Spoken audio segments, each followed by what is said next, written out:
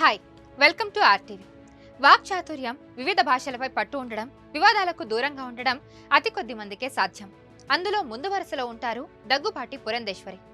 ఆమె ఫాలోయింగ్ చూసి నాడు వైఎస్ రాజశేఖర రెడ్డి సైతం ఆశ్చర్యపోయారని మీకు తెలుసా? అసలు పురంధేశ్వరి రాజకీయాల్లోకి ఎలా వచ్చారు? ఓ సమయంలో చంద్రబాబును ఆమె ఎందుకు వ్యతిరేకించారు లాంటి ఆసక్తికరమైన విషయాలను ఇవాళ తెలుసుకుందాం. ఓసారి 2023 జులై ముందు నాటి విషయాలను గుర్తు చేసుకుందాం. ఏపీలో బీజేపీ తన ఉనికి కోసం తీవ్రంగా ప్రయత్నిస్తున్న రోజులవి. ఏపీ బీజేపీ చీఫ్ గా గతంలో అనేక మంది బాధ్యతలు చేపట్టిన పార్టీకి పెద్దగా మైలేజ్ రాలేదు. ఆ సమయంలోనే పార్టీ చీఫ్ ను మార్చాలని హైకమాండ్ గట్టిగా డిసైడ్ అయింది. ముందుగా సుజనా చౌదరి అనుకున్నారు, తర్వాత సత్యకుమార్ అన్నారు. కానీ ఏపీ బీజేపీ చీఫ్ గా 2023 జులై 4న పురంధేశ్వరిని నియమిస్తూ ఉత్తర్వులు జారీ అవ్వడంతో అంతా షాక్ అయ్యారు.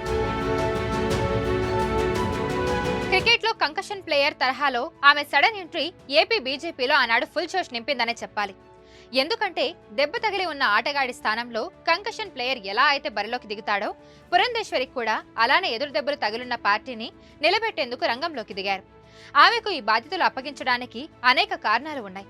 పురంధేశ్వరి మాటల్ని పొదుపుగా వాడతారు, మాస్ ని అట్రాక్ట్ చేస్తారు, వాక్ చాతుర్యం ఎక్కువ. అన్నిటికంటే ముఖ్యంగా కేంద్రంలోని పెద్దలతో ఆమెకు చాలా మంచి సంబంధాలున్నాయి. అటు కాంగ్రెస్ తోనూ సన్నిహిత సంబంధాలున్నాయి. మన్మోహన్ సింగ్ కేబినెట్ లో మంత్రిగా కూడా పనిచేసిన అనుభవం ఆమె సొంతం. ఇలా ఏ విధంగా చూసినా పురంధేశ్వరి ఈ పొజిషన్ కి సరిపోతారని బీజేపీ పెద్దలు భావించారు. అందుకే ఆమెకు ఈ కొత్త బాధ్యతలు అప్పగించారు. ఎన్టీఆర్ బసవతారకంల కూతురు పురంధేశ్వరి. 1959లో ఏప్రిల్ 22న ఆమె చెన్నైలో జన్మించారు.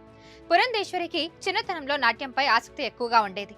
కూచిపూడి లాంటి సాంప్రదాయ నృత్యాలను ఆమె నేర్చుకున్నారు. South Indian education trust and women కాలేజ్లో BAలో లిటరేచర్ పూర్తి చేసిన పురంధేశ్వరి ఆ తర్వాత గేమాలజికల్ ఇన్స్టిట్యూట్ ఆఫ్ ఇండియాలో చేరి గేమాలజీ కంప్లీట్ చేశారు.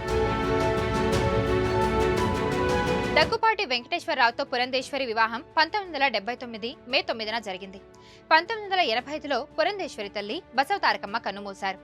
అప్పటికి టీడీపీ పార్టీ ఏపీలో రూలింగ్ లో ఉంది. ఎన్టీఆర్ సీఎంగా ఉన్నారు. ఆ తర్వాత పరిణామాలు నిదానంగా మారుతూ వచ్చాయి. లక్ష్మీ పార్వతిని ఎన్టీఆర్ పెళ్లి చేసుకోవడాన్ని పురంధేశ్వరి వ్యతిరేకించారంటారు రాజకీయ నిపుణులు. చంద్రబాబు పక్షాన నిలబడి 1995లో నాటి వైస్రాయ్ ఘటనలో ఎన్టీఆర్ గద్దె దిగిపోవడానికి పురంధేశ్వరి కూడా ఒక కారణమని విశ్లేషకులు చెబుతుంటారు. అయితే ఆ తర్వాత చంద్రబాబుతో విభేదాల కారణంగా పురంధేశ్వరి, వెంకటేశ్వర్లు టీడీపీ నుంచి బయటకు వచ్చారు. 1999లో కాంగ్రెస్ లో చేరారు.